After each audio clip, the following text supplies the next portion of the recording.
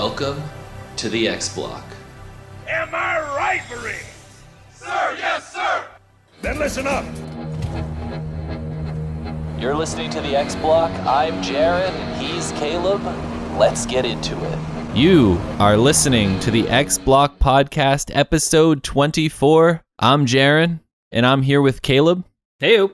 And this is the world's #1 Xbox podcast. Probably. I thought about cutting you off there just to beat you to it, just to say probably before you could say anything. And be like, I won, but I didn't. How are you this fine drunk night, Jaren, at 12:47 a.m. my time? I'm great. Okay, because we had to, you were like, oh, let's start at 12. And I was like, all right, fine, whatever. And you're like, hey, man, how about 12:30? Because I drink a little bit. I'm like, are you drunk? And you're like, nah, I'm just tipsy. And I was like, man, this is going to make for great material. Yeah, but then I ate, and now I'm fine. Yeah? Who'd you eat? I don't kiss and tell. I understand. All right. What are we doing here? What is it? What is this? This is the podcast. Oh, yeah, but is it though? Yeah. All right. What have you been playing? I don't know. What have I been playing, Jaren? I don't know. Elder Scrolls Online. I've been running around as Orlog and making my fucking presence known in the Daggerfall Covenant. And the boys, the boys are all like, yo, that dude's the homie. There's one dude, I went across this guy, like he was a bitch-ass lord, Jaren. And it turns out he was like making these harpies mad so that they would kill people so that he could come in and stop them and like take land kind of thing. And you get to the end of the quest line, Jaren, and he's talking to you. And it literally goes like this, where he's like, I'm just going to call the guards. And like, cause you find out his plot and he's like, I'm just going to call the guards and tell them you're doing this bullshit. Who are they going to believe? This peasant bullshit you or like me, a lord? And then you're like, actually, I'm kind of friends with the king. Like, he's the homie. And then like, literally there was a quest line a while ago where you saved the king from an assassination plot and he and you were bros or whatever. And you're like, yeah, I'm kind of bros with the king. And he's like, ha, yeah, that's a good one. And then the whole time you were just distracting him so that this guy could go kill him. But I was like, man, I wanted him to show up and the king to show up and be like, this guy bothering you? I'd be like, yeah. And be like, what the fuck, man? This is my homie. He'd be like, oh.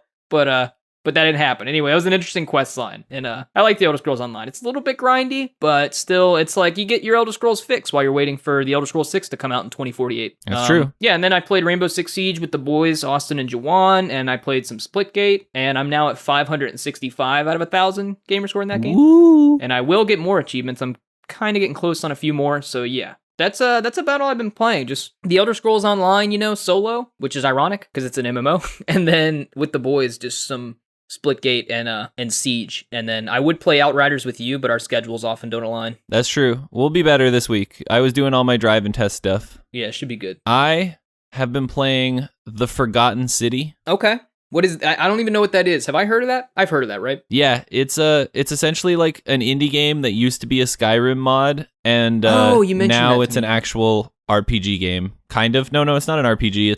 It's like a time loop kind of game. More like a death loop. Ew. Possibly. That could be what Deathloop is like. Is it fun? What is it? Like, you described it, but like I don't know much more about it than what you just said. It is my game of the year so far. I had a blast. You played It Takes Two, though, right? It's better than that? It Takes Two is pretty good. This game's like, I'd say they're tied. I forgot that It Takes Two came out this year. I really like The Forgotten City. I had very low expectations for it, and I really like it. There's no way it's better than It Takes Two. I don't believe you. You may be right, and I still don't believe you. It's probably not better as a whole as It Takes Two, but it was made by 4 dudes, and they did a pretty damn good job. So I'm going to give them their praise. All right, if you say so, I'll take your word for it. I trust you about like 2 things. One of them's games. I feel like I can't say too much about it, though, in terms of like what it's about without spoiling big parts of it. So that's a big recommendation from you, though. You just go play that, huh? That's your thing? Yeah, I feel like it's definitely worth playing. If it's short, so if you don't want to spend like $30 on something that's probably going to take you 4 to 6 hours, then if you're not going to play the multiple endings, then maybe wait for a sale. But if you don't really care, and maybe you don't buy games that often, like me, you might as well just go for it. It is on Xbox, but I played it on PC. Okay. And then, so you've been playing, is there anything else you've been playing, or pretty much just that? Because I know you've been busy with other stuff. It was just that. I finished that this week, but amongst all my other stuff and how busy I was, I managed to play that game for like 6 hours straight. That's actually, I thought about that and I was like, that's actually impressive. But yeah, that's good that we, like, you and I barely kind of seemingly been playing anything relative to sometimes how we're usually playing like 5 games in a week. But that's pretty good because, dude, a lot of more gaming news this week than actual, you and I gameplay. Like, we watched a few things that we're going to talk about. So I guess, Caleb, we should move on to Outside the Box. Hit it, Ed. I'm thinking outside the box, where we cover all the news you need to know outside the Xbox community. The first thing we're going to be talking about, and the main focus of this Outside the Box, Gamescom 2021 opening night live, basically E3 part 2. I was going to say, you wrote in our doc, is Gamescom opening night live E3 part 2? And I read that, earlier today, and I thought about it, and I was like, yeah, actually, because E3 kind of sucked this year. Like, from everyone except, like, Ubisoft and Xbox, Yeah. Yeah. Well, basically, to start off, we're going to start off with some Xbox stuff, even though this is outside the box, because it just fits in with the entirety of the story. And for some reason, they decided to announce it at Gamescom and not at their own show. Yeah, so Gamescom, right? Gamescom, for those of you who don't know, all the game developers and the homies go to Germany every year, and they have a big fucking meeting with a ton of people and a ton of publishers, and deals and are made. Schnitzel. Yeah, and Schnitzel, and then they show off sometimes, and every now and then some people show off some games. And this year, boy, did they show off some games. So start us off, Jaron. What the fuck happened? What did they have? They had the Halo Infinite release date trailer. Whoa. It was a multiplayer trailer, and then they revealed the release date, which was December 8th, 2021. Yeah, this, for those of you who didn't watch along, you may not have, you may have, this opening night live thing took place after Xbox's showcase, which we will talk about later in the X-Block segment. And this happened afterward, and for some reason, no mention of Halo Infinite the day before.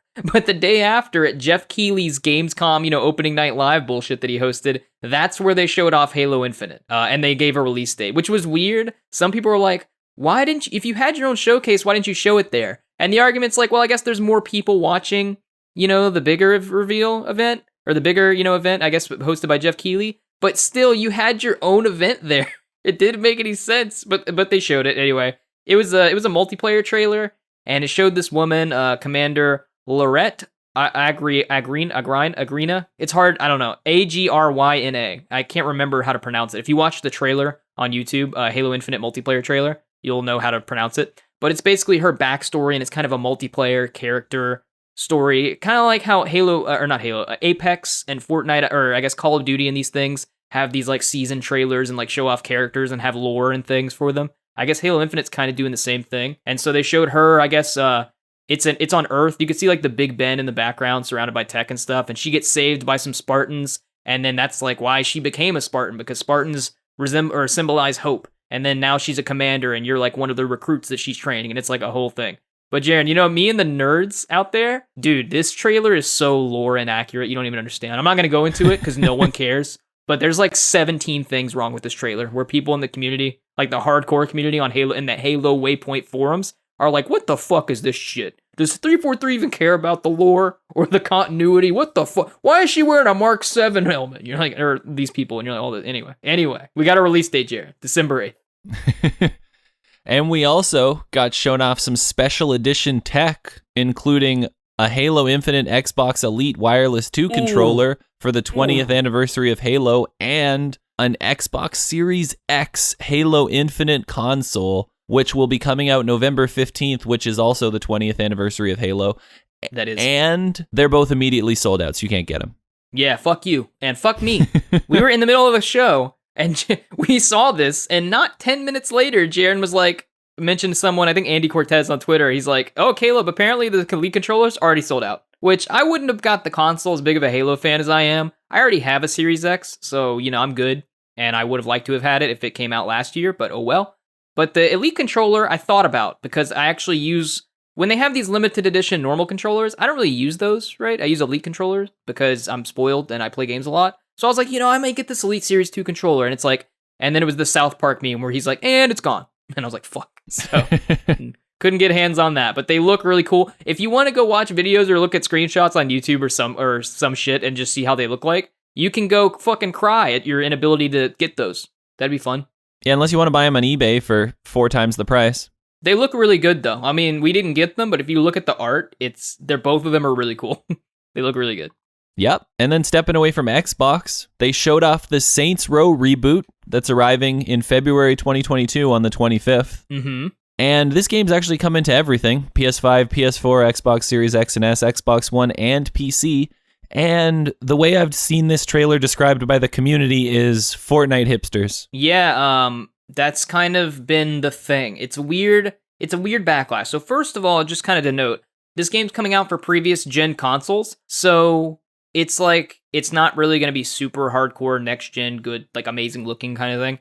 They showed off a CG trailer, right? And so the CG trailer showed some kids, I guess, some people, and they kind of do look a little bit like hipster, you know? And some, I don't really care, but there were people in the comments, like the YouTube video got tons more, I think more dislikes than likes. I don't know what it's sitting at now. And people were just like, they're like, the original Saints Row games were like hardcore and gritty, I guess. And they were more like gangsters, you know, like they were actual gangsters, you know, from the hood. And in this game, they're more like hipsters and it doesn't make sense or something. And I'm like, first of all, we saw the CG trailer, but we haven't seen a lot of gameplay, right? I know they released some sort of thing afterward. Yeah, after because the of the criticism of not showing anything, they did release either some gameplay today or late yesterday. So I haven't seen that yet. I just saw the initial Gamescom trailer. So maybe there is more to look at there. Aren't you going to be able to create your character too? Yep, you're going to be able to create your character. Jaren, you're a longtime Saints Row fan. I've completed Saints Row 3 twice, and then 4 I completed it and then got out of hell. But I didn't play the first 2. So as a long time, I guess day 1 were you Saints Row fan? What do you think of this whole controversy around this? I played Saints Row 1. I get how people can say that that's somewhat of a serious game. Saints Row 2 still has ridiculous elements in it, even though it is, I guess, more grounded in its story, which lots of people will point to and be like, well, just because you can create a ridiculous character and make him naked the entire game doesn't take away from the story. And it's like, well, it kind of does in the cutscenes, but you know what? Fine, I'll give it to you. And then obviously 3 and 4 went way down the line. So is this just like the 1 and 2 people coming out and being like, hey, we haven't played since 1 and 2, but we want you to take away what made the series successful and bring it back to how we like it? It seems to be that way. And they just seem to not like the aesthetic. I guess it does maybe look a little more Fortnite-y. I don't know if that's true. I would have to see. I haven't looked at the gameplay side by side with 4, but Saints Row kind of has had this art style more so longer than Fortnite, right? And it's not really Fortnite-y even. It has its own kind of art style. But this kind of, I don't know, it's like pseudo-real cartoon, you know, it's hard to describe, but it's just like, I don't really know what people are too mad about. Wait till the game's out. I've played a lot of Saints Row, more recent ones. I didn't play 1 and 2, but I know 1 and 2 are supposed to be a little more, I guess, gangster and about the hood, you know? But I imagine they still feel like Saints Row. And I don't know, it looked fine to me. I didn't have those. I didn't watch the trailer and come away with that, but other people did. So it's a controversy, but yeah. Yeah, the only criticisms I'll give it is I kind of like the characters from 2, 3, and 4. Yeah, me too. And clearly we are going with entirely different characters here, which I guess makes sense in a reboot, but I feel like I thought we would at least get maybe one, and who knows, maybe there'll be cameos throughout the game. Be in the campaign. But doesn't one of them look like Shandi though, a little bit? One of the girls? A tad, but yeah, okay. So we'll see what happens when the game comes out, but I guess it is a little less realistic than some hardcore OGs would like it. That's it. Yeah, my favorite comment I saw was, it looks like a bunch of game journalists are fighting the cartel. It's kind of funny. And I was like, all right, that's pretty funny. You got him there. Yeah, zinger. All right, and then the next thing, which was Jaren's favorite announcement of the night, Marvel's Midnight Suns was announced, which is the new Firaxis Marvel XCOM game, which we briefly made fun of in the FAF for making it, because they made it sound like you were only going to be able to play with created versions of characters, but now it's come out that you just create your own character, and then you play alongside Iron Man, Wolverine, Captain America, Captain Marvel, and all them who are part of your team. So I'm far more down. So here's what it was at XCOM. They showed off a CG trailer with an Enter Sandman cover. That was, and that trailer, even though it was CG, is one of the best trailers I've ever seen. One of the best gaming trailers, just because of how hype and cool it was. So that was awesome, because it's always nice just to see a cool trailer, even though it wasn't gameplay. You always like that. And we were like, is this like Marvel Ultimate Alliance or whatever?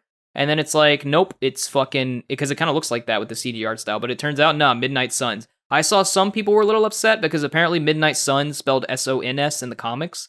There are some characters in there in the trailer, but there are others that are actually part of the Midnight Suns who who should be there, but they're not. And then apparently Captain America and Iron Man, people are like, oh, I see you're putting in the well-known characters from the movies just to appease them, but that's not really what the Midnight Suns are about in the comics, kind of thing. I don't know enough about the comics or about that to care, but it looked fucking cool. And then This is Firaxis. They developed the Civilization 5 and 6, right? Yep. They're Civ people. Yeah, so they're the ones developing this, and those games are awesome. And yeah, XCOM style, I guess, turn-based kind of grid kind of combat, right? Maybe yeah, they also isometric, made I guess. XCOM too. Okay, so there you go. Then it's just Yeah. yeah. So they made all that. So they're a really good developer, and they said that there's going to be gameplay revealed on September 1st, 2021. So by the time you're hearing this, that may be like the next day. I don't know, like on Monday. I'm not sure. Oh yeah, that's true. Yeah, so there's going to be gameplay. You can watch that. So and since they're doing that, I don't care that there's a CG trailer, especially because it was so cool. And then yeah, March 2022 is the targeted kind of release date. So stay tuned for March 2022 and for the gameplay. Yep. I'm excited about that. And I liked the RPG elements and stuff that they talked about because it made it sound more like Wasteland 3. Very cool. And if you haven't seen the trailer, go watch it. That's all I have to, like, if you're going to watch any trailer from Gamescom, go watch that trailer. It's really cool. And then Sony showed up with a video of a man standing in front of a black screen playing old gameplay that we'd already seen. And he said, hey, February 18th, 2022 for Horizon Forbidden West. And we updated the other game to be 60 FPS. All right, bye. And then that was the end of it. It's kind of cool that they showed that they actually updated the game to 60 frames, the old one. Like, that's cool. But it's weird how they basically hid a delay. Like, it's a delay, and I guess they knew that people understood that. But they were like, we're proud to announce that the Game Awards, Gamescom here first, that Horizon Forbidden West, will launch on February 18th, 2022. And it's like, you just delayed your game. Like, you delayed your game and gave a release date. But you were like, we're announcing it, you know? And I was like, that's weird. But yeah, I guess if you're a PlayStation fan, get hyped for that. Yeah, it was pretty lackluster. I rewatched some PlayStation sites like coverage of the event. And yeah, it kind of came on, and the joke was they were like, uh-oh, Xbox, watch out, 60 FPS.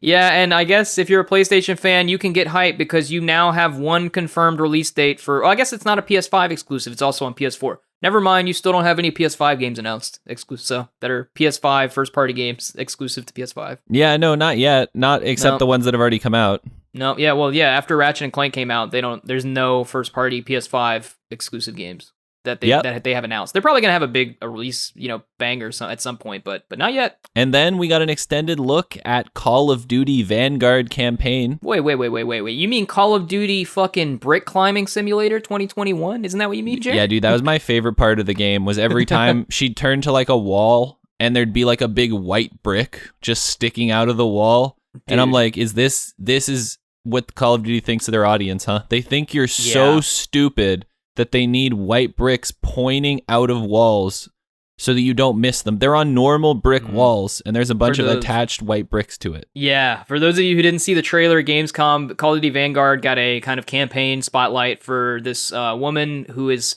apparently, I guess she was a nurse, and then she's now like a sniper or a soldier in the Red Army for the Soviets fighting the Germans in some Russian, I think, city.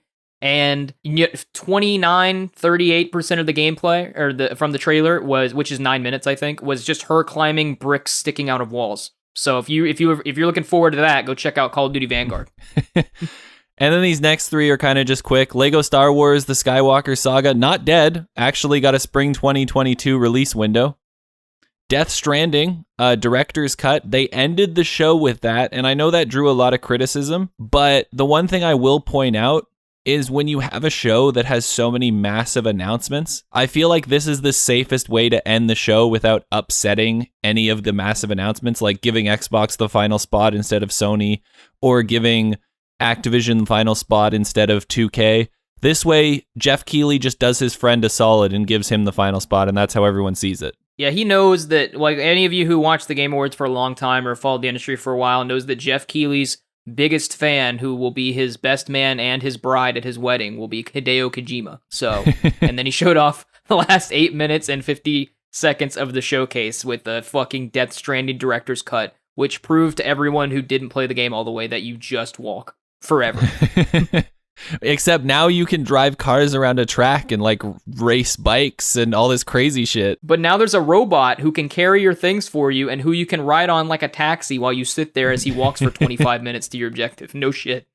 And then the last kind of major thing, at least that we care about, was Far Cry 6 got a new story trailer. Oh, and then one thing I forgot was the Outlast Trials kind of co-op thing That actually looks pretty cool. So if you haven't seen that, I would go take a look at it. It's kind of like turning Outlast into this kind of like multiplayer like escape room with your friends, but with all the crazy people from Outlast. Yeah, I had to take a phone call in the middle of this, so I missed some things that were shown off. Like Splitgate has a season 0, in case you're curious. Amazon has an MMO launching that you can go check out. The gameplay looks kind of cool. These aren't big deals to us. Teenage Mutant Ninja Turtles, Shredder's Revenge, that kind of shit. And then yeah, what Jaron was talking about, like the last two things were the Outlast thing. Would that look cool? Because you saw that and you described it to me, but I still haven't seen the trailer for it. Yeah, I'd say it's worth watching. It looks pretty cool. Okay, I'll have to watch it later, and I guess so will our audience if they haven't seen it. And then what was the Far Cry 6 new story trailer? I didn't see that either. It was just a new story trailer. I don't think anybody needs to watch any more of that game. You're just, every time you see something, it's something that's spoiled for you for the main game if you were going to play it. I guess if you were already excited for Far Cry 6, then you shouldn't watch it to spoil it. And if you weren't already excited for Far Cry 6, I doubt this will do it for you at this point. So yeah, it's more of what we've seen already. Yeah, and what date does that come out? Do you know the release date for Far Cry 6? Is it October? It's October 2021. I don't know the exact date. I thought it was like the 8th or something, but I could be wrong. So besides, the stinger in the show, which was some super monkey ball, Jaren, which I'm hyped for. That was mainly what was shown in, Gamescom's Jeff Keighley's opening night live. Big day for news. Maybe one of the biggest days of the year until the Game Awards. Yep. Huge. So there you go. A lot of announcements, a lot of stuff shown. And now we're moving on to the X Block. When are we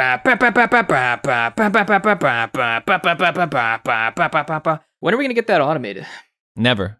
All right. We're going back to Gamescom again, except this was technically, I guess, before Gamescom because Gamescom Live was the day after, but this was still Xbox's Gamescom showcase. Yeah, we're going back in time, so make your backward in time travel noises, like woo woo woo or whatever, and then you're here now. Before all this other cool shit was announced, now you're at Xbox's Gamescom 2021 showcase. Welcome. And the first thing they showed off was a fresh look at Dying Light 2, which looks cool. I'm excited for it, but if you weren't excited for Dying Light 2, this isn't going to do it for you again. It's just more Dying Light 2.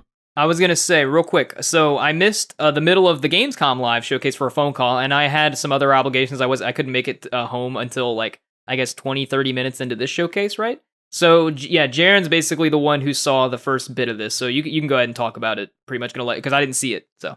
Yeah, dude, it's like I was out here doing my job. Yeah, well, hey, how about you fucking shut up? And how about that? That's it. Can you still see straight, Mr. Drunk Man? Didn't think so.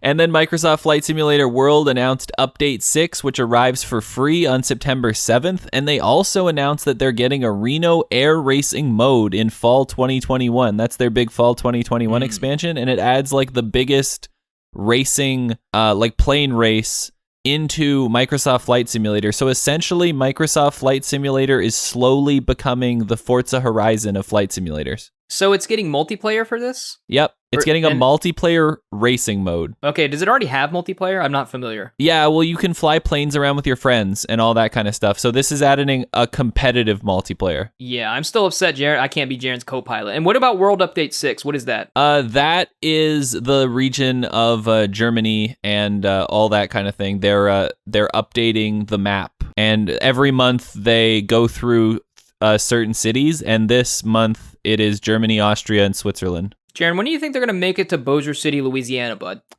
Maybe if you guys did something really cool. Dude, Shreveport, that's where id started. So eat ass, Jaren. Fuck you. Yeah, how about that? You didn't know that, did you, Jaren? That's where id started. Go look it up. Go to their Wikipedia.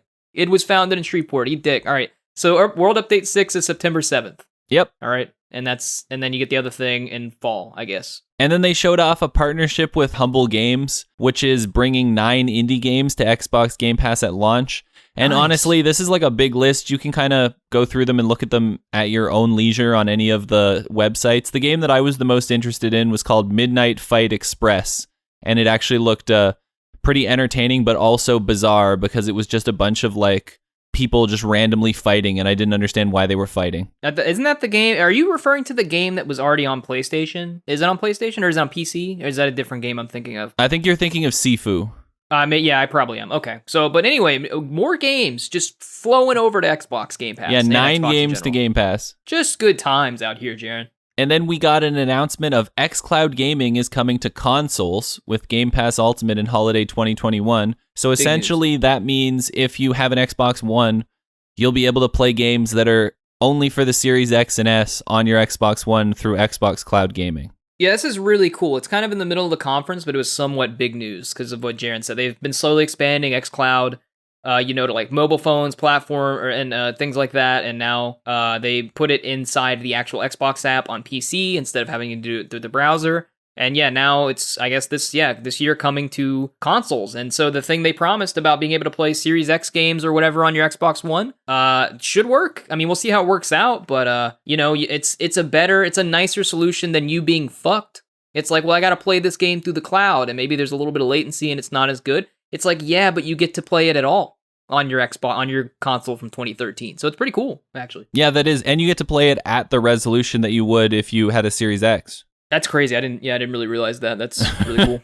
It's just we'll see if it actually works out and if it works, and how that's implemented. But yeah, stay tuned for all you Xbox One users out there, or even Xbox One X people, Yeah, especially like if they start adding it to Samsung TVs and all that kind of stuff, then it's just getting even more accessible. Slowly, Jaren. We're slowly conquering the world here. And then they announced a DLC that comes October 5th for Wasteland 3 called Cult of the Holy Detonation. Very cool. And this is the last DLC, I think, for Wasteland 3. And they announced some sort of edition for this game, right? Yeah, they announced like the complete edition of Wasteland 3 that comes out. I believe it's on October 5th. And then the season's like pass thing includes all of the DLCs for like a certain price. Jaren and I will jump into this at some point. It's like about, I don't know, there looked like some zombie looking motherfuckers or radiated things. And I guess these people are like worshiping a nuclear bomb or some nonsense. Jaren and I are huge fans of Wasteland 3. Like, if you're even somewhat into traditional RPGs, turn-based RPGs and all that with like character-based and all, just go play it, man. The game is so good, and it's probably fixed by now. It's a little crashy and buggy when it came out, but not anymore. And go play Wasteland 3. We're very excited for this. Yep, and if you watch that Marvel announcement on September 1st and you're like, whoa, this looks cool, it's probably going to be like Wasteland 3, so go give that a shot. Yeah, amen. That's true. And then Sea of Thieves just added a Borderlands ship for a timed event that only takes place during Gamescom, so if you want to sign up and get that Borderlands ship, hop onto Sea of Thieves now and you'll get it. It's pretty cool, but it's just a skin. Yep, it's just a skin. And then State of Decay 2 Homecoming arrives for free next week on September 1st. And that's kind of like a narrative, more like story-driven expansion, I think. So what I noticed here, and I actually looked a little bit deeper into this, apparently this expansion, which will add achievements and a bunch of other things, it's a remaster of the first game's map. So it's actually kind of cool. Like, so if you played State of Decay 1, they're adding the original map remastered into State of Decay 2, from what I understand. On September 1st, I assume you'll have to pay for it? It's an update. Free. It's it's free. I was looking through real quick, and yeah. So on September 1st from Pure Xbox, the map from the original State of Decay game will be added to the second game's Juggernaut Edition as a fully remastered and open-world playable area. I think the Juggernaut Edition is in Game Pass as well, if I'm not mistaken. Maybe it's not. Maybe it's just the original State of Decay 2. So you'll have to look into that. And then they say, quote, in this new version of the iconic map, players will learn about the latest developments in the area, discovering new characters and storylines and resolving long-running plot threads. So if you're big into State of Decay 2, go play that. What I was impressed about, Jaren, because you and I were talking about it during the conference, I was like, man, how many people actually play State of Decay 2? Like, how many are there out? Like, I was literally saying that. I was like, how many? Like, they must have. And then you were like, well, they're making this and they keep updating it, so a decent number. And I was like, yeah, like what? Like, probably sold I know they sold 2 million copies or had 2 million players at one point. So it's probably like, what, 4 million or something, you think? And then they said they surpassed 10 million players on State of Decay 2. So that's fucking, I know it's in Game Pass and not all of them bought it or whatever, and it's on PC and thing. But dude, over 10 million people played State of Decay 2. That's an absurd number for that game. Good for them. Oh yeah, definitely. Like, it's a big deal, surprisingly. That's so much. That's new. I was like, oh my god, that many people have played State of Decay 2. Wow. And then we got some more Game Pass news. So Crusader Kings 3 makes the jump from PC to Xbox Series X and S, and it's going to be included with Game Pass. That's kind of a strategy game. We saw Psychonauts 2 got a launch trailer ahead of its Game Pass launch, which it will have launched by the time you hear this podcast. It came out on the 26th. The Gunk got a short trailer and confirmed that it was coming to Game Pass in December, and that game actually looks fucking beautiful. Dude, it showed up, dude. It was on the screen for 2 seconds, and I said, Jaren, that's the gunk, dog. They're showing us more of the gunk, man. Get ready. And it was the gunk, and it looked somewhat cool. It looked really good. Don't know what the game's about, but it looked good. And then they showed off a Forza Horizon 5 limited edition themed Xbox wireless controller. And how do we feel about that, Jaren? How do we feel about that? You and me. I liked that the host dressed up exactly like the controller. That first it was that, but second of all, it looks like punky, you know? Like it looked like I mentioned it looked like an X-Defiant controller, that Ubisoft game, if you guys are familiar. And it's nowhere near that Forza, was it Forza 7?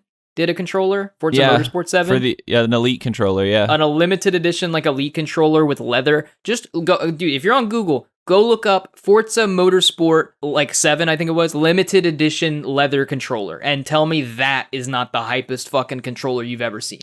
Big letdown. Big letdown for the Forza Horizon 5 controller. Yep, but not a letdown in terms of the gameplay we saw, which looked fantastic, and they showed off the cover cars, which included our friend, our legend, baby boy, the Ford Bronco. Jaren has a fucking love interest with the Ford Bronco. I don't know why, but he's been, even since Forza Horizon 3, he and I played it co-op. You were like, I was like, Jaren, what are you using this phrase? Oh, the Ford Bronco, of course. Fucking Ford Bronco. I'm like, Jaren, it's like a supercar, right? Oh, Ford Bronco. And then this game, Forza Horizon 5, what do? They throw in and make the 2021 Ford Bronco Badlands the goddamn main car featured in the game, besides the Mercedes AMG 1. So there you go. All you Ford Bronco fans out there. Dude, the Ford Bronco was the best car in those old games simply because of the fact that you could just step on the gas and you never had to worry about braking because it wasn't fast enough for any of the racetracks to have to brake. I'll have to take your word for it, man. Like you know more about cars than me. Jaren actually does know a lot about cars. And by the way, I'll say there was an 8-minute gameplay trailer. We assume it's, pre-release, even though the game comes out soon, so it's probably not too far from pre-release. There are some things that I noticed where I'm like, man, why is it when you're going, even if you're going like 150 miles an hour, pretty fast, but in these racing games and even with the SSD or whatever the hell, they can't seem to figure out rendering things far out into the distance. Like they have some stuff rendered, but like textures and even there's still other things that are popping in. So in the trailer, you watch someone drive down the road, and if you pay attention in front of them, things like pop in from time to time sometimes. And I'm like, man, when are we going to get past that in racing games? I'm tired of that shit. Yep, I really don't know, but it just upset me. I was like, I hoped we were behind that with this game. I wonder if we will, like when it actually comes out, because we have no idea like when that gameplay's taken from. That could have been taken from like a 2-month-old build that they like had everything like running then. I imagine it'll still be better when it launches, but yeah, if that problem still persists, I'm like, man, we got to get ahead of that in racing games. No pun intended. Moving on. The Psychonauts 2 reviews are glowing, Caleb. It currently sits at 88 on Metacritic. So we're gonna talk about this, but I do have to ask you a quick question, Jaren, because we got to address this. What did you think of the Xbox Gamescom recap, not the recap, the Gamescom the showcase rather? What did you think of it? Because there were a lot of people online who were not excited about it. I thought it should have had Halo. And it was also strange because they said it was a 90-minute show and it finished 8 minutes early, the exact same amount of time that they spent on Halo stuff at the Game Awards. So did they cut it for the show like right before and then have it at Jeff Keighley's show? Xbox is known to like cut and change things before, like right before their shows, even at E3. So I didn't notice that. If that's true, that's interesting. But yeah, so people online in the Xbox community seemed like maybe for the most part, even from what I've just seen online and in ancillary kind of anecdotal sense, we're generally disappointed and not really up on it. And even people in the games industry, I think even Ryan McCaffrey and others from IGN were like, yeah, this is kind of a step down considering how much Xbox marketing has been nailing this in the in the recent year and years before. And I was like, here's the thing, Jaren, I don't know why, but I just don't have a barometer for these things. Like I didn't think it was great. But it's like, if a showcase is bad, I usually point it out. But when I think a showcase is like fine or okay, I was like, wasn't like surprised, but I wasn't disappointed. I was like, yeah, it was a game show and this is what I wanted to see. People are always like, that showcase sucked. And I'm like, I didn't feel that, And this is one of those instances where people are like, yeah, that showcase was like, ugh. And I was like, no. For me, I was like watching it and I was like, showing games. This is good. That's interesting. I don't care about that. But I wasn't ever like, this is bad, So, but it may have been disappointing to some people. The Halo thing being left out was weird. That was addressed later. And I guess in hindsight, yeah, that was pretty lame that it wasn't there, but like, oh well, I guess. So that was the one big, point where they should have at least mentioned, stay tuned for tomorrow for Halo. But otherwise, for the rest of the showcase, I wasn't severely disappointed. I don't know how you felt about it. Yeah, it just kind of reminded me of a Gamescom showcase. Yeah, like it's not E3. Like that's what Gamescom had always been. For Gamescom showcases, actually pretty good. Like I feel like that's what most of Xbox's Gamescom showcases have been like. And everybody seemed to want like another E3 or another like Xbox, what they'd been doing recently. And all they did was they kind of went in, showed a bunch of the games that are coming out really soon. And then, yeah, obviously not having Halo was weird. And they should have just at the end of the show been like, tune in tomorrow at Gamescom live to see Halo. And everybody would have been like, okay. Yeah, it still would have been weird, but there wouldn't have been 24 hours of radio silence, and people having to put together that Halo, like it got leaked on the store page and that they're mentioned in the awards for the show. So that's why it's going to be shown tomorrow. Like people wouldn't have had to do that. Yeah, so that was definitely like a unforced error and there was no reason for that. But other than that, I didn't really mind the show. I enjoyed the flight simulator stuff. I enjoyed seeing more of Forza and I enjoyed all the indie stuff that was announced and it kind of just felt like a Gamescom showcase.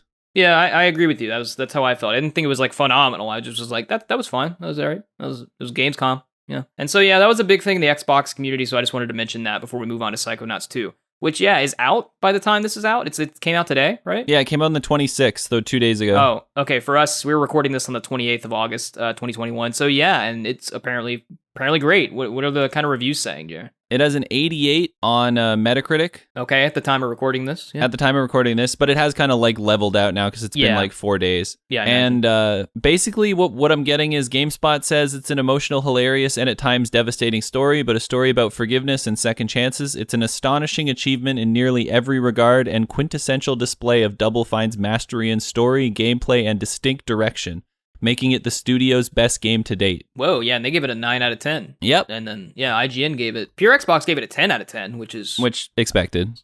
Yeah, seems a little excessive, but, I mean, sure, I guess. And then IGN gave it an 8 out of 10, and they just say it's wonderful. And then they say, though its enticing new equipable pin system can be a little too stingy. Seems to be their thing. Yeah, and then Video Games Chronicle gave it an 8 out of 10. Yep, but it's overall settled at 88 on Metacritic and has an 87 on OpenCritic. And I like what this one person said in the comments, which is pretty true. So if you remove the Xbox tax, it would be around a 9 to a 9.5. Dude, they're so right, bro. They're so right. So if you slap PlayStation on it and just make up a PlayStation studio and put it on there, got it. It's a 9.3. Understandable. Got it. And yeah, the arts I'll say about those games, because you and you played Psychonauts recently, the whole one, all the way. Yeah, and I'm definitely gonna play this one. Yeah, and I played the first one for like 2 hours, and it wasn't really sticking for me. The gameplay was a little too dated for me as a platformer, even though I like platformers, I think more than Jaren, perhaps. I don't know. And I was just probably. I probably won't play this because I have other things like the Elder Scrolls Online. But the art style for the best thing about Psychonauts 2 and Psychonauts in general is just the art style. Like it has such a unique, it's like with everything looking even close maybe and not exactly like Fortnite and just samey. Even sometimes in the indie space, if you look at indie games now kind of look the same. Like with all these art styles, just a lot of places looking similar. Just Psychonauts just stands out with a very unique, cool art style that's so weird and zany, and I wish more games would do that. That's my kind of big take on it. Yeah, that's fair, and this is definitely a game that once I finish it, probably a month or two down the line, I'll definitely tell you guys what I thought about it. Yeah, so stay tuned for that, and yeah, it's a roundup of Psychonauts 2 finally out, and I guess it's on PlayStation too, right? PlayStation as well. Yeah, we had a mini review roundup for the first time in forever. Yeah, you got, dude, some of you may remember the review roundup, bro. Here it is. Games are finally dropping. And then this next story made me laugh, because I basically just wrote Bethesda felt left out, I guess. It's true. Because randomly just 3 Starfield like screenshots came out with like new locations from the game, and they were like, whoa, look at these locations. And I was just kind of like, okay. IGN's Matt Kim wrote, while these videos are unlisted, Bethesda confirmed to IGN that these videos were actually shared with members of Constellation, a community club that people can sign up for on the Starfield website. Constellation members will get some new info like these videos first. And so Shinobi602, a notable kind of industry, I guess, info guy, kind of put these on Twitter and put the links to them with it looks like concept art of various locations.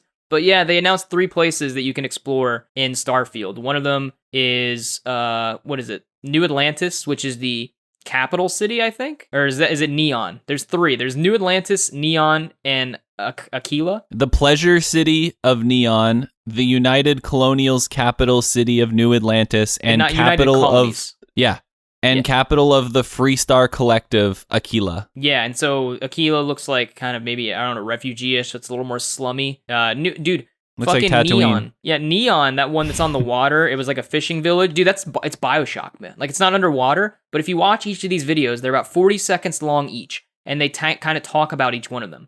And so with this one that's Neon, it's like this lit city that kind of looks like a rendition of Camino from Star Wars, if you're familiar, on an ocean planet. Yeah. It's like it was kind of a fishing place, and then these people found out, and it's called in the thing the Pleasure City, because they found that these fish, I guess, have like a psychotropic effect. And so now it's just like a place where people get high on these fish or some nonsense. I don't understand. But I'm like, bro, that's BioShock, the slugs with the atom and shit, you know? Oh, yeah. I'm like, that's the premise of BioShock. So now, I don't know, it's somewhat like that. So that's Neon, and then the colony city looks like, I don't know, every fucking sci-fi colony city, or capital city rather. So New Atlantis, there you go. And then then I already described Aquila. So yeah, some Starfield news. It's kind of it's not much because it is just kind of some descriptions of places with concept art, but it is kind of big news. It honestly makes me, like, we saw a trailer to start, and it's supposed to be like humanity's early space exploration efforts. And we basically saw a trailer of them on, like, the moon. We saw a woman in a ship. And now we're seeing, like, these crazy, like, planets, basically. Yeah. I don't know what I was expecting, but I wasn't expecting this Me like, either. vast different, like, styles of planets. Yeah, I was expecting it to be a bit more grounded, less sci-fi. Like, I don't know why, but then they see this and there's like, it's kind of it's a concept art, but it's still motion. There's like motion, things are moving in the images. And you're like, man, if this is really fleshed out, like the backstories and all these things, like, it's kind of cool. I'm not gonna lie. Yeah, all of that stuff looks pretty cool. Like, I guess maybe we shouldn't be doubting Bethesda when it comes to making these kind of games, but yeah, we hadn't seen anything new from them in forever. Yeah, when it's not Fallout 76 that they claimed credit for, but they didn't really make. Yeah. And next up, the Replace devs on Xbox Game Pass have said that developers should grab this opportunity and never look back. We weren't thinking for more than 5 seconds about it. Is what their quote is. Yeah, reported by Daniel Hollis over at Pure Xbox. And Replace, for those of you unfamiliar, if you remember from E3, that like cyberpunky looking kind of weird camera angle, some fight scenes, you'll remember it. It's like the most anticipated game, I think, from E3. It's so fucking cool. It's this indie game, and you can go look up Replaced on YouTube and watch the trailers. And yeah, so Jaren, what were these people kind of saying? Like, what was it about? What was going on? Yeah, so they sat down with Pure Xbox for what looks like to be an exclusive interview, and they basically talked about how they were given the opportunity to sign the Game Pass deal and to be part of Game Pass, and they think that this is a fantastic opportunity for developers, and especially developers who are making like their first games, and that they should grab this opportunity and never look back because it can be very great. And they also pointed out that, yeah, this might not be like the best thing for certain huge AAA studios, but this is great for indie developers. Yeah, they made a big, interesting point here, which we've all talked, or which you and I have talked about. Like, one of the quotes I'll read here is they said, quote, this is one of the people from the studio. Today, I think Game Pass is a great way to check out lots of games, and if you want to support the developers, you can purchase it. But Game Pass is also a really great deal for developers. Well, not every developer. I don't think a AAA studio like Rockstar actually needs that because they have that giant marketing reach. But for almost every indie developer, it's not just about money. It's about getting a lot of marketing and discoverability for players. Yeah, and that's what we said last time when we talked about this because of the whole Outriders controversy and how Game Pass like wasn't working for everybody. And we basically said like, yeah, this brings marketing to something that wouldn't necessarily have the marketing behind it that it does because of Game Pass. Yeah, it's a really big deal. And there was the whole thing by, I think, Kotaku and all those people reported on it a month or two ago about the indies all coming together to talk shit about PlayStation because of the lack of discoverability on that platform and in the storefront and everything. And Game Pass is just a great way on Xbox for just indies making a game to just get noticed, you know? Yeah, definitely. And it's 100% a great thing for indie developers and even smaller AAA games that they're like testing the waters on, or that they have actual built-in like microtransaction systems, it makes sense to launch the game on Game Pass because you're going to get money from the amount of people that are just playing your game. Yeah. And so hopefully this works out for them and they make, I hope they make a lot of money, but I also hope mainly that the game is good for me. And so that it looks great and we hope it turns out to be great. And so, it's coming to Game Pass. I don't remember the release date, but stay tuned for Replaced on Game Pass, man. I will play it. That is a game, regardless of what I'm playing at the time, I'm going to probably stop what I'm playing and play that game. Ooh, that's rare. Yeah, for me, it just looks so fucking cool. And now we're moving on to the X Factor discussion, where if you want to send us your questions for the X Factor discussion, feel free to reach out on Twitter at XBlockPodcast and just toss us a question and maybe we'll answer it in the next podcast. But for now, we're talking about whether Xbox, or Microsoft more appropriately, has dropped the ball on Halo marketing. This is a really good question, Jaron, and the story that kind of sparked this, well, it was a kind of a string of stories that got updated over the week, or a couple days rather, up to now. And so IGN, Joe Screbbles, made up name at IGN, reported on this, says Halo Infinite fans are worried about the 343's, about the 343's approach to multiplayer progression. And so the big news was, in the latest Halo Inside Infinite news post from developer 343, head of design Jerry Hook addressed how the recent technical preview handled its battle pass, where players progressed by completing in-game daily challenges. While doing so, Hook said, quote, using challenges, our goal is that you will always be earning progress in your battle pass through playing and winning matches. So I'm going to read some of this, guys, but stay with me because this is important to the story. So, IGN says, most other games' battle passes use an XP-based systems to progress, with everything from wins in Fortnite to sailing nautical miles in Sea of Thieves tied to numerical points, which allow you to level up a pass. Halo Infinite, it seems, will tie all of its progression to completing challenges instead, and following the post, fans on Twitter sought some clarity. So then John Junyazik, it's kind of a hard last name to pronounce, he's the community manager, came and confirmed, quote, playing and winning matches will be challenges, which will help players progress through the battle pass. Even though this means no per-match XP at launch, you're still always progressing through challenges, and therefore the battle pass. And so people on Reddit, like Kami102 said, quote, I'm not trying to be negative, but one thing I noticed a lot in the flight was that a lot of challenges were like, get 15 kills with the Needler. On its own, it's not bad, but when it's just an optional bonus where after time you unlock it after getting 15 Needler kills through normal gameplay.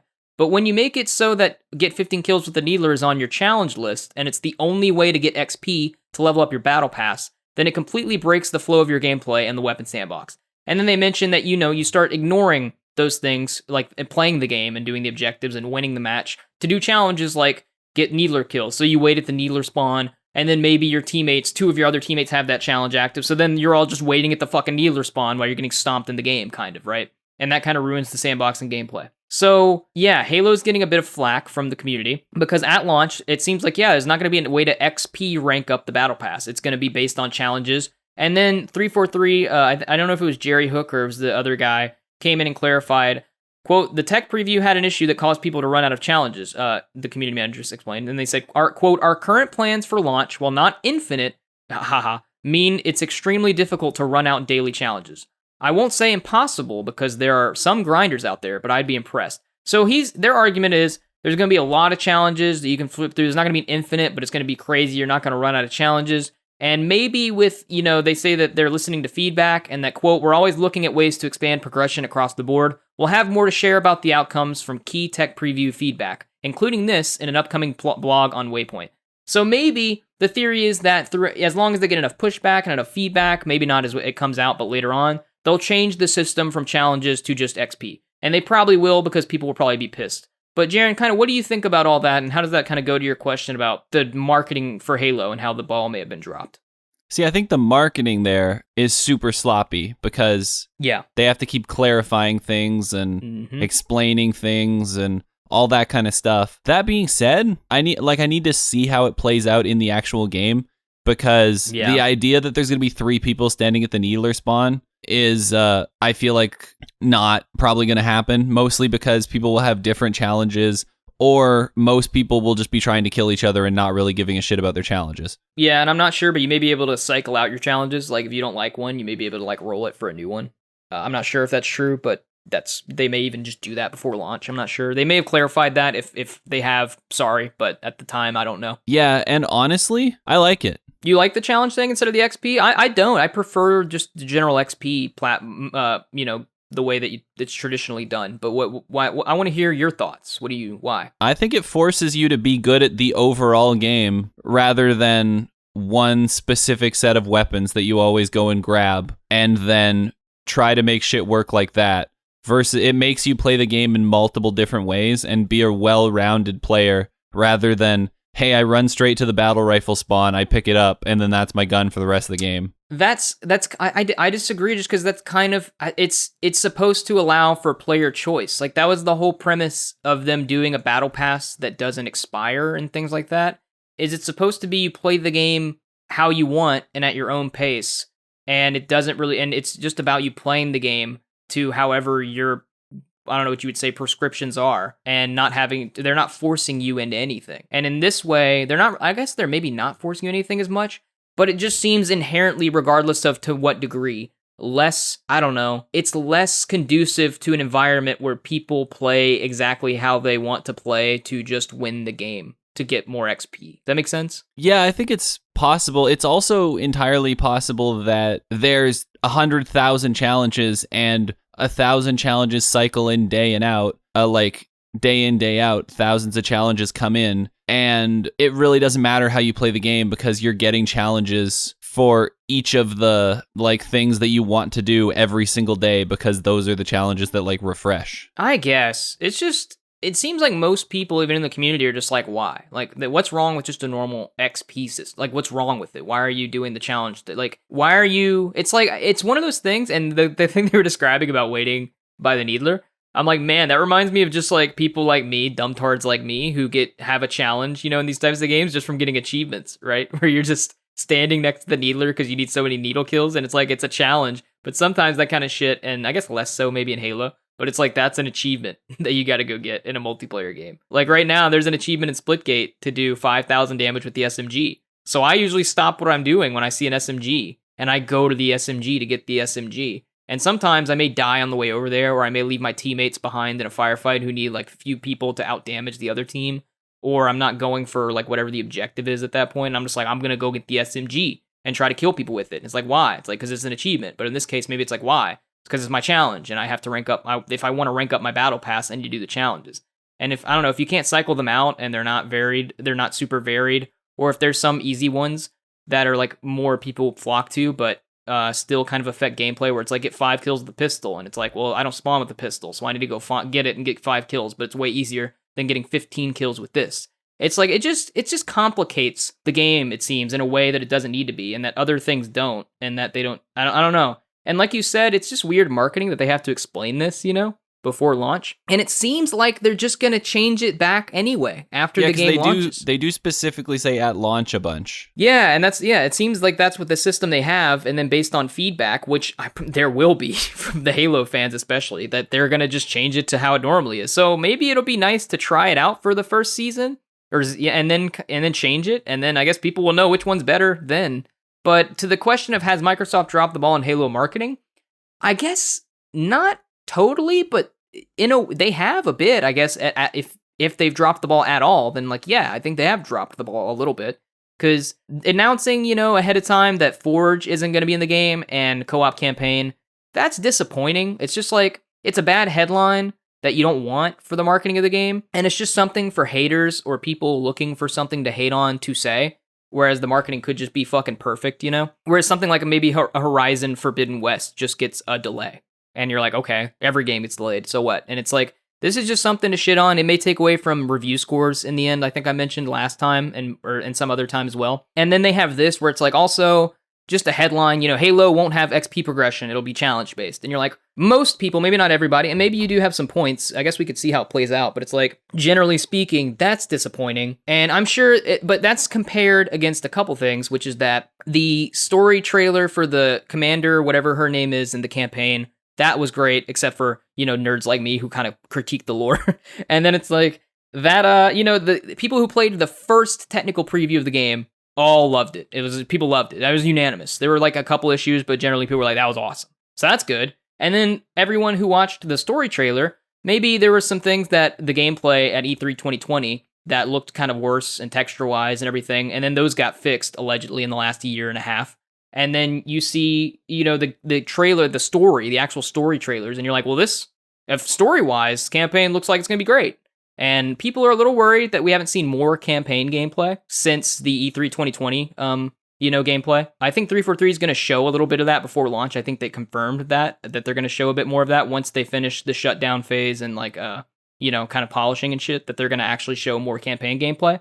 Yeah. So there are positives here, but then, there's the negatives that it's just like, there's like 3 negatives there where you're just like, the marketing would be perfect and great besides that. And I guess most people who are just going to, the casuals who are going to jump into Halo, and especially the free multiplayer, aren't going to know about any of this, don't care, like Halo, looks cool, fuck it. So I guess overall, and then Microsoft's really going to push out the banger Halo marketing like during football season and at your fucking store and at your grandma's house and in her bedroom and under her sheets, everything. There's going to be Halo everywhere, Halo Forever, Halo Infinite. That's going to be everywhere, and there's going to be a huge marketing push for this game, and I imagine it's going to be super successful, even though it's on Game Pass, everything. It's going to have crazy player numbers, and it's just, in some ways, the marketing has kind of, in this phase, dropped a bit with these bad headlines. That's all I have to say about it. All right, now we're going to end up the X Factor discussion, and we're going to move on to Game Pass or gameplay. You forgot about it. Everybody forgot. I know they did, Jaron. we didn't. This is our segment where we pick a game every month, and then from Game Pass, we spin a wheel, and it gives us a game that we have to play in Game Pass, and then we review it on the last episode of each month. And this month's game was Ubisoft's Steep.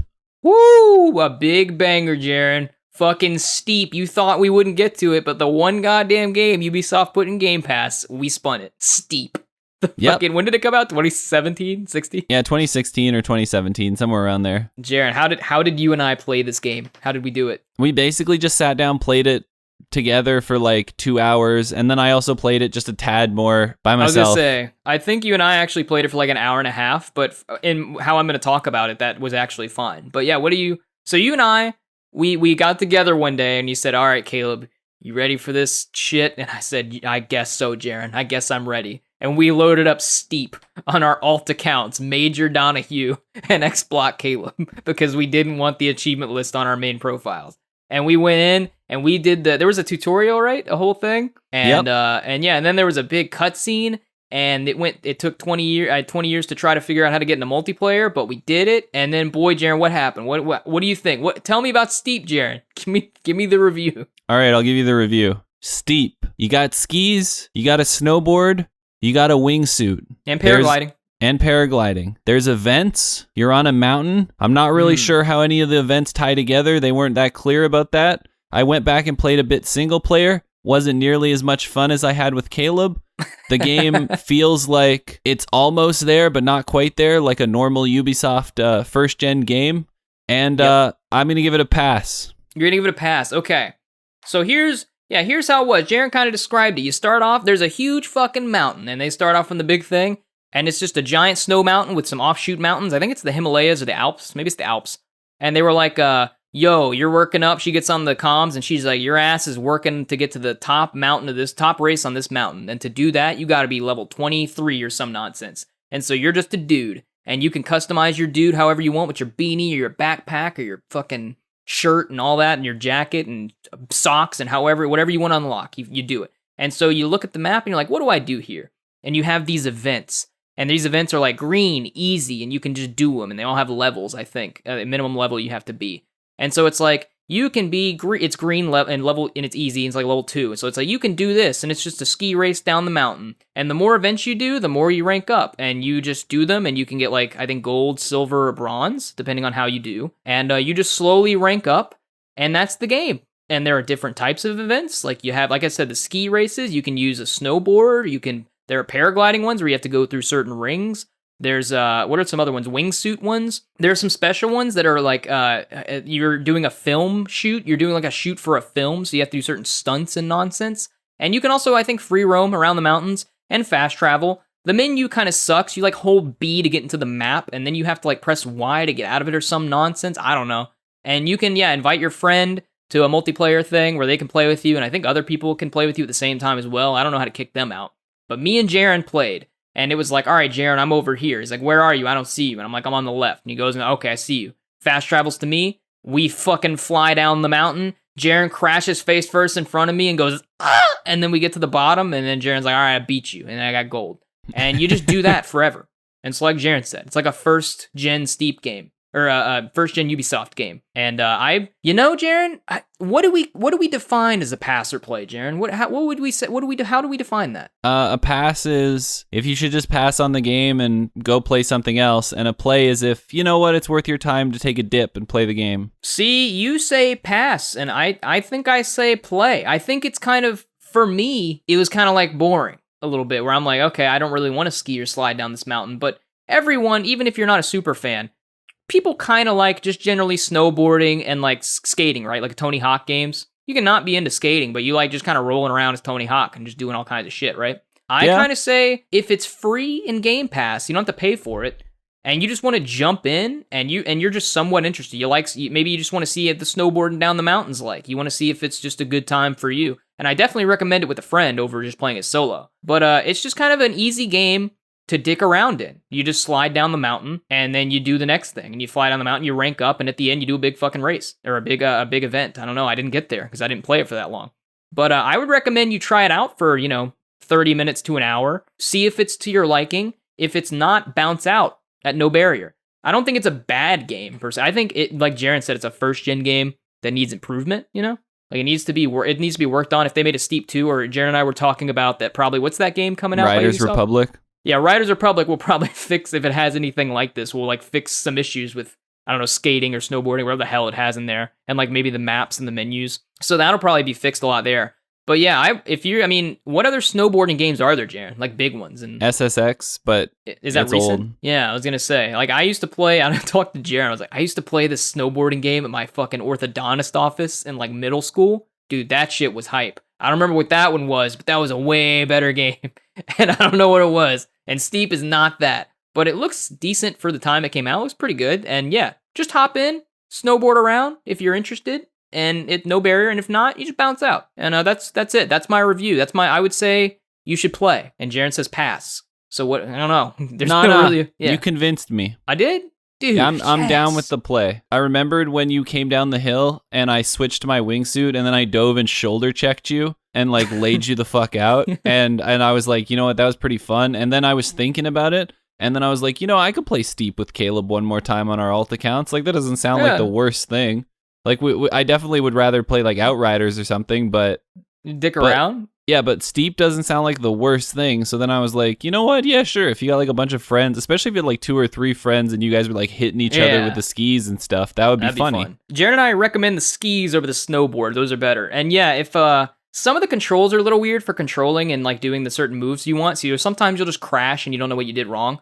Other than that, though, the skating and stuff's generally pretty fun, and it's fun to just fly fast down a mountain. One time I I jumped off a rock, spun 3 times in the air, landed on my fucking head, and continued to roll down the mountain into the finish line and got like a gold or silver. And then I think I got a silver. And then Jaren sent me a video where his ass crashed in the same spot next to the finish line, 4 points away from gold, got up, fucking jumped, and then passed the finish line and got what he needed by like 8 points. Yeah, I did a backflip. Whatever it was crazy. Yeah, so I don't know, it can be fun. It's one of those games where you have to make your own fun. Like, it's just the snowboarding and skiing game, but you can kind of make it fun a bit. And yeah, I say give it a play. Yep. And that is the end of the Game Passer gameplay review. Next week, on our next episode, we will spin the wheel and we will find out which game we are going to play for September. Yeah, so this episode comes out on August 30th, and you barely made it, but September 6th, when the episode goes live, Monday at 5 a.m. Eastern Standard Time. Come out and see what the fuck we spun. Yep. And now we're moving into the FAF. And the FAF is all that news that you don't really need to know, and you see it scrolling by on your Twitter feed and you're like, ooh, should I click on that? Should I not? Now you don't need to worry about that stressful thing of being an idiot that clicks on something in the FAF. That stresses me out. Bring those to you regardless. So you just got to sit there, turn on the podcast, and wait for my sweet voice to grace your ears. Jesus, that's horrifying. Let's start it off, Caleb. First bit of the FAF here, first topic, micro FAF. Halo Infinite free dynamic background, now available on Xbox. You best believe I have it on, Jaren. Everyone else is a poser, though. I'm the real thing. Also in microfaff, September's games with gold have been announced. They suck. Go look at them yourself. I'm not even going to read them. Get fucked. Go look at them yourself, peasant. It's not Jared's job to do everything. Jared just said, I'm gonna tell you everything in your ears. So games with gold. I'm not telling you that shit. Fuck you. It doesn't matter. You don't it want really them. doesn't. No, games with gold is a formality at this point. Although last month was it last month's? This month's? I don't know. There was Darksiders 3, right? And then Ukulele. Not great, but not terrible. Like those people would want to play those games for free. Yeah, I don't think we ever even did those ones because we just missed it. But yeah, these ones all Yeah.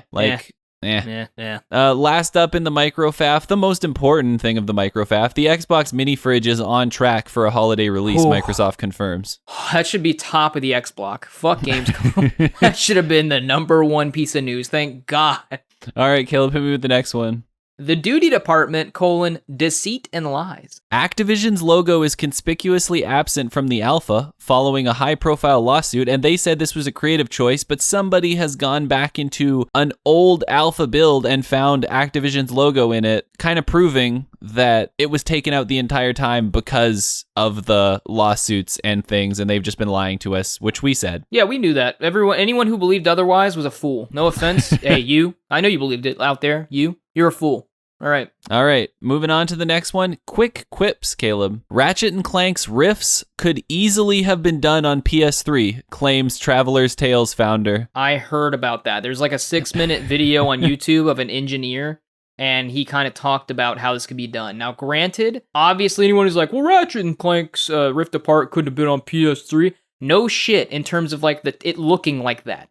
What he's saying is that since the portals aren't dynamic, like they already know where they're going to take you, that apparently they could have been loaded in on PS3. Like the system, like when PlayStation told you this couldn't have been done without the SSD and PS5.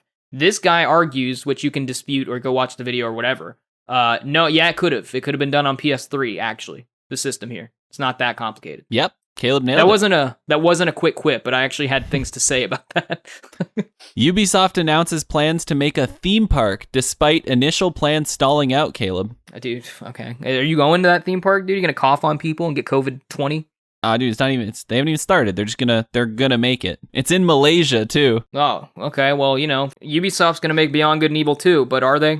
Are they really, Jared? Yeah, probably not. And the last story from Quick Quips. The designer of the NES and the US SNES has retired after nearly 40 years. You know what? Maybe Nintendo can actually make a next-gen console now that they don't have this man working for them. Hey-oh, dude. Maybe they can make a fucking new IP besides fucking Squid Kids. What are they called again?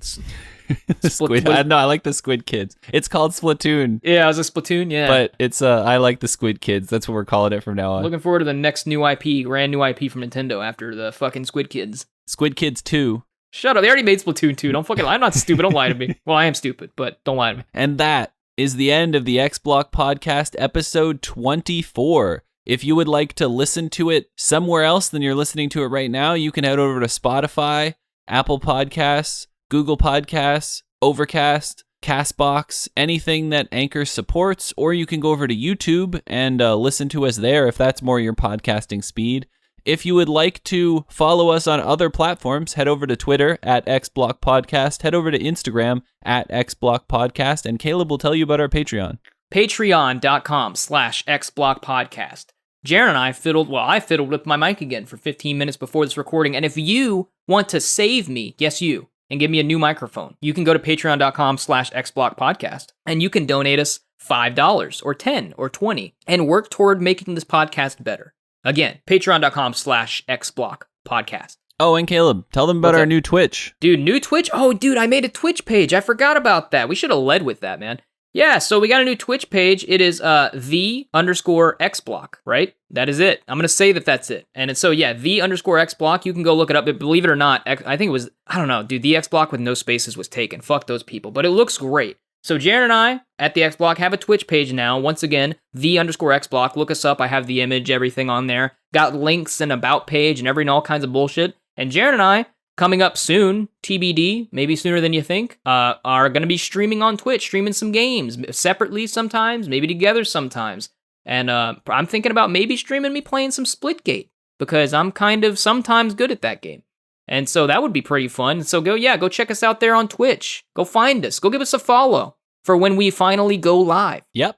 And don't forget to tell your friends about the podcast. If you're listening to this, go out and tell someone that you know who likes Xbox to come listen to the X Block podcast. Yeah, and shout out to that new guy I saw. Someone in Australia listened. Oi, mate. Shout out to you, man from Australia. X Block out. Thanks for listening to the X Block. New episodes every Monday at 5 a.m.